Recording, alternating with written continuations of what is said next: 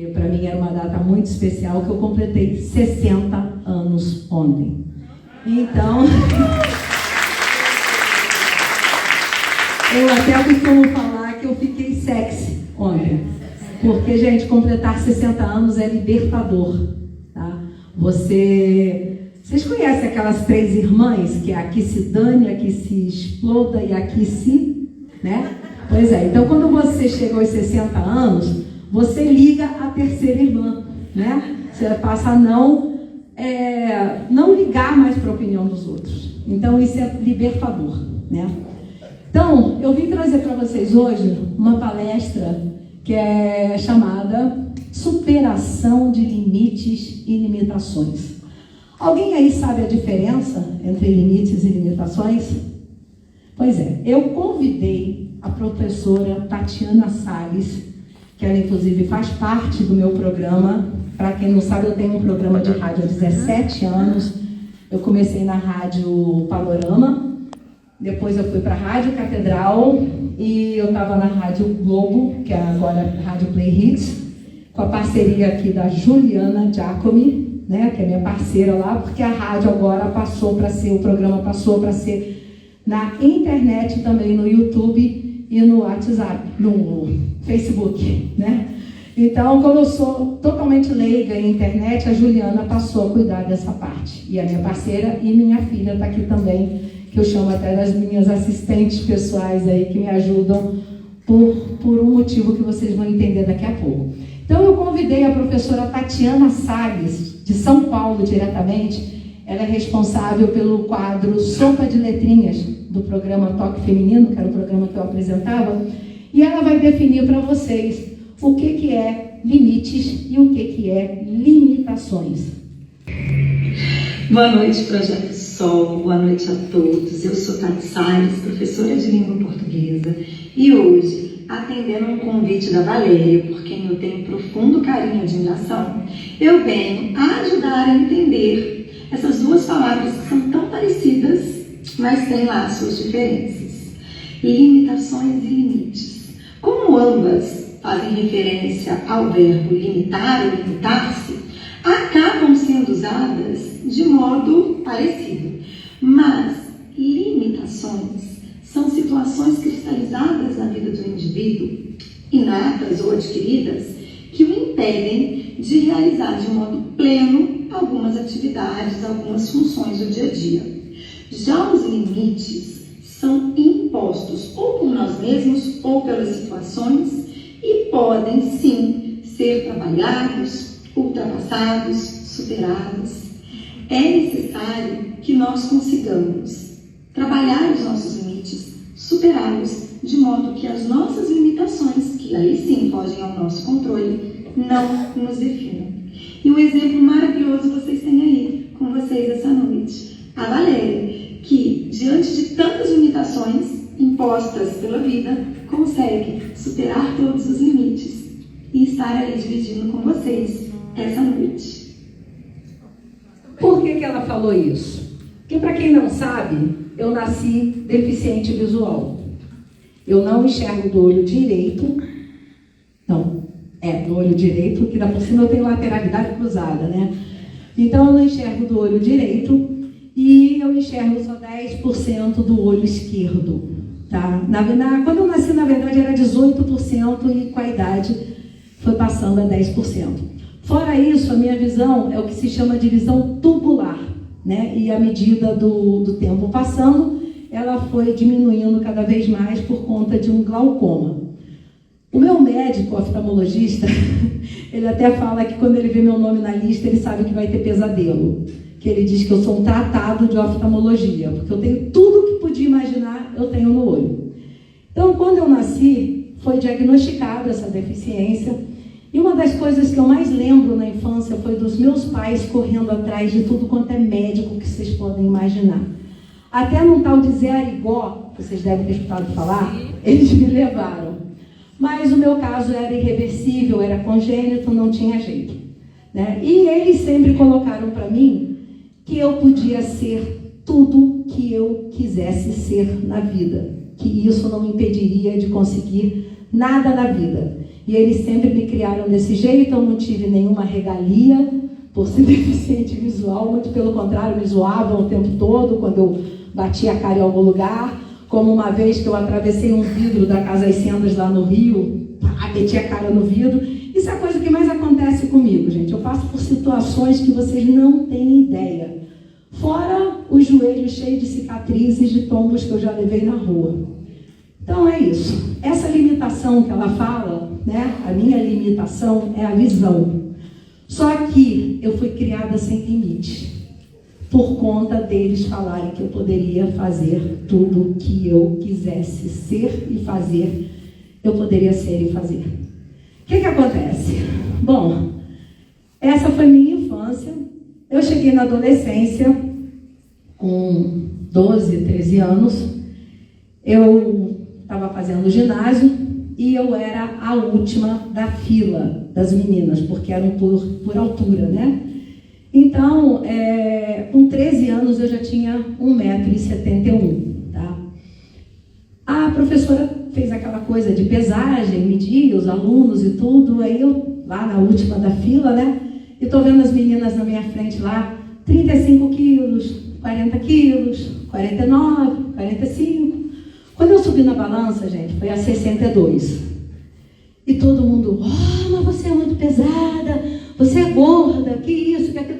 Mas ninguém na época me contou que para 1,71 m, 62 quilos era normal. E com isso eu desenvolvi aquela história de que eu sou gorda, de que eu sou gorda, de que eu sou gorda. E ali começou a alavancar uma doença que se chama compulsão, tá? Existe compulsão por tudo que vocês podem imaginar. Só que inconscientemente eu não conhecia essa doença, tá? E com 14 anos, logo em seguida, né, de 13 para 14 anos, meu pai morreu de uma forma muito estúpida. Ele foi trabalhar, teve um infarto fulminante e não voltou para casa, né? E com 13 anos para 14 eu tive que assumir toda a responsabilidade de casa, porque a minha mãe simplesmente entrou numa depressão profunda e não queria sair da cama e perdeu 30 quilos sem precisar. A minha sorte é que eu era alta, usava óculos, então eu pude, as pessoas achavam que eu já era maior de idade, né? Então eu pude resolver diversas coisas. Mas ao mesmo tempo, a minha descarga emocional foi na comida. Eu enchia bandejas e bandejas de comida e silenciosamente eu descontava tudo na comida. Eu ganhei nessa época de presente um livro que fez toda a diferença na minha vida. Vocês já devem ter escutado falar, ou alguns já devem ter lido, o Poliana, né? Que é esse livro que nós vamos colocar aí, ó. Essa é uma das capas de uma edição mais recente, mas esse livro foi escrito por Eleanor H. Porter, né? Em 1913. Então, vocês podem ver que ele foi escrito em 1913, muito antes de ser lançado a psicologia positiva, que é a do positivismo. Então, Poliana era um exemplo clássico de enxergar o mundo de uma forma diferente. Alguém aqui conhece o livro? Sim. Já leu?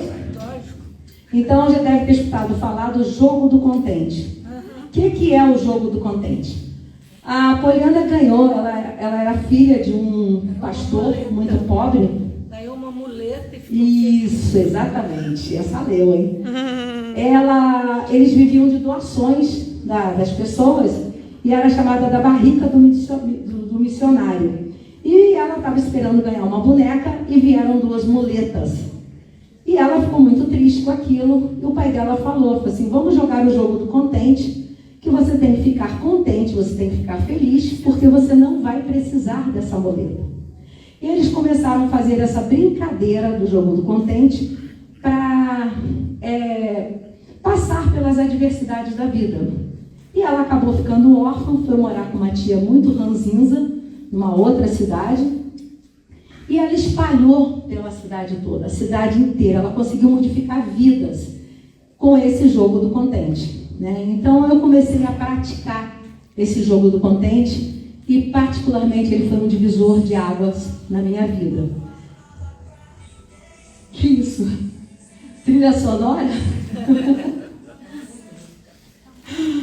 Aí, o que acontece? Isso foi um divisor de águas na minha vida, que é o jogo do contente, tá? Essa foi a primeira lição, grande lição que eu aprendi e pratico até hoje, aos 60 anos, esse jogo do contente. Então, eu estimulo vocês todos a praticarem, porque realmente faz toda a diferença na vida da gente. Nesse jogo do contente, eu fui crescendo, né? Virando uma jovem. E nessa coisa de eu posso fazer tudo o que eu quiser, eu resolvi tirar a carteira de motorista, deficiente visual. Então, vocês imaginam, eu queria dirigir. Resultado, aprendi a dirigir, tive um excelente instrutor que me ensinou a superar a minha dificuldade visual. A louca que conseguiu descobrir na legislação que eu poderia fazer um exame pericial para poder dirigir. Fui no Detran, fiz o exame pericial, consegui passar. Não sei quem foi o maluco que me deu uma carteira de motorista, mas me deram. Bom, meu irmão trabalhava no Detran nessa época, era examinador. Ele pediu até para ficar de folga no dia que eu fui fazer o exame. Fiz o exame, fiz uma baliza perfeita, tirei carteira de motorista. Agora, quem era o louco que ia me dar um carro para dirigir? Ninguém, né? Então, eu tive que comprar um carro e comprei um Fusquinha 69, que era o que meu dinheiro dava para comprar. E o Fusquinha 69, gente, era muito interessante, que ele não tinha piso do lado do carona. E ele tinha até cimento irajazinho no para-choque, no paralama, né? E eu consegui amassar os 4 paralamas. E na faculdade o meu carro se chamou Tatu Bola. Todo mundo só chamava de Tatu Bola. E daí foi, eu tive outros carros e tudo, mas esse primeiro é inesquecível. O primeiro a gente nunca esquece, né? Então foi o meu Tatu Bola. Eu parei de dirigir quando realmente eu já senti muita dificuldade.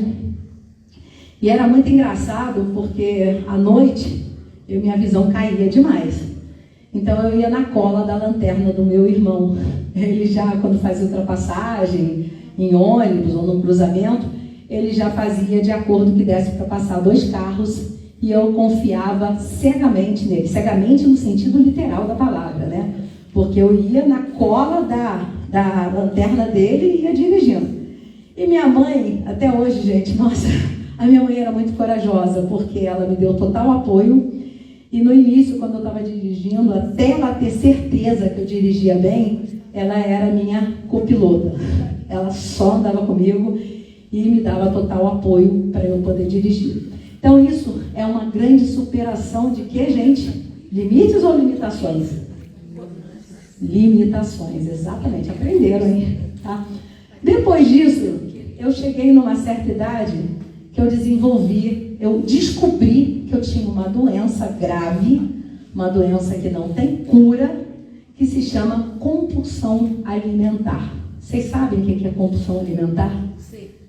Compulsão alimentar nada mais é do que a pessoa ser um alcoólatra sólido. O que é um alcoólatra sólido? Ele come ao invés de beber. Então, como eu não gostava de drogas, como eu não gostava de bebida alcoólica, eu despachei tudo em quê? Na comida. Eu conheci nessa época os comedores compulsivos anônimos. O nome é engraçado, né? Uma vez eu fui numa reunião de NA para conhecer e eu falei para os alcoólatras que eu era participante dos comedores compulsivos anônimos. Eles riram na minha cara, porque eles acharam uma piada. Só que mal sabiam eles que é uma doença real, que é a compulsão, que todo gordo é um comedor compulsivo, mas nem todo comedor compulsivo é gordo. Existe essa diferença que pouca gente sabe e entende. Então, o primeiro passo para você procurar ajuda é você reconhecer que você tem uma doença e que você precisa de ajuda. Então, é o primeiro passo, inclusive, dos 12 passos e as 12 tradições dos comedores compulsivos anônimos. Lá eu conheci várias atitudes que ajudam muito a superar essa doença. Uma delas é a oração da serenidade, que faz parte da minha vida até hoje. Vocês conhecem a oração? Sim. Tá aí, Ju? Olha lá, ó. Concedei-me, Senhor, a serenidade para aceitar as coisas que não posso modificar. coragem para modificar aquelas que posso e sabedoria para saber a diferença. Essa última frase, então, é essencial, tá? Eu trouxe de novo a Tatiana Salles aqui para falar um pouquinho sobre essa analogia aí com a oração da serenidade. Então, só para concluir a nossa linha de raciocínio, citando a oração da serenidade que a Valéria acabou de citar para vocês, quando nós pedimos a aceitação daquilo que a gente não consegue mudar, nós estamos pedindo a aceitação das nossas limitações. Quando nos referimos pedindo coragem para modificar aquilo que é possível ser modificado, nós estamos pedindo a superação dos nossos limites. Que nunca nos falte a sabedoria para conseguir ultrapassá-los. Um grande beijo a todos vocês do Projeto Sol. Fiquem com Deus. Então, gente, limites e limitações está nessa oração da serenidade, do qual eu pratico todos os dias. Eu, inclusive, trouxe até para vocês uma referência. Ju, cadê aquela folha que eu trouxe? Está dentro da pastinha? Só um minutinho que eu vou mostrar para vocês uma coisinha aqui. Teve uma sala de aula que eu participei, num dos cursos que eu fiz, que o professor fez essa dinâmica e eu achei extremamente interessante para trazer para vocês. O que vocês estão vendo aqui? Um branco enorme. Uma folha em branco. Uma folha Um branca. branco enorme. Um retângulo enorme branco. Todo mundo, a maior parte das pessoas fala assim, é um ponto preto, né? Todo mundo fala, um ponto preto, um ponto preto. Mas dificilmente alguém repara que existe um grande retângulo branco em volta desse ponto preto. Então, quando nós temos algum problema, esse problema se torna um ponto preto. Então, a gente sempre enxerga o ponto preto que está incomodando a nossa vida. Mas ninguém enxerga um grande retângulo branco, tá? Porque para todos os problemas, eu até costumo muito brincar em casa de falar assim, a única solução, que não existe solução, é para câncer em fase terminal. Porque todo o resto tem solução. Basta você querer, basta você ter determinação, você ter o desejo de superar, você ter a determinação e você ter a disciplina para correr atrás do que você quer. Aí eu pergunto para alguém aqui, vamos lá. Quem aqui tem um desejo que acha que não pode conseguir? Alguém? Nossa, ninguém tem um desejo aqui? Não acredito, gente. Vocês estão... Mas eu vou conseguir. Ninguém tem um desejo que acha que não pode conseguir? Tem uma aqui na frente. Só a primeira parte. Tem olho azul. Tem. Não, dá para você usar lente, tirar uma onda de olho azul.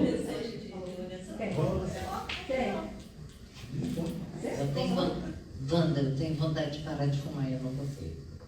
Desejo, você tem. Falta o quê? Não, falta determinação. E para você conseguir uma determinação de alguma coisa, você tem que ter disciplina. Disciplina é uma coisa que você mesmo impõe a você mesmo, de ter uma disciplina. Eu sou ótima para falar, mas eu não sigo isso aí não, tá? Porque eu sempre, toda segunda-feira, começo a dieta, na segunda-feira à noite eu já furo. Então, eu preciso praticar mais a regra dos 3 dias. Oi? Quer falar aqui, Carol? Oi. Fala. Matheus, meu nome é Matheus. O meu sonho é que as pessoas não morem mais na rua. Olha, esse já é um pouquinho mais difícil. Mas se realmente as políticas sociais tivessem a determinação e a disciplina, esse sonho poderia se realizar. Vocês não acham? Então, é um sonho que é possível realizar, sim. Mas só que não depende, infelizmente, só não depende da gente. Depende também de toda uma política social para se resolver esse problema.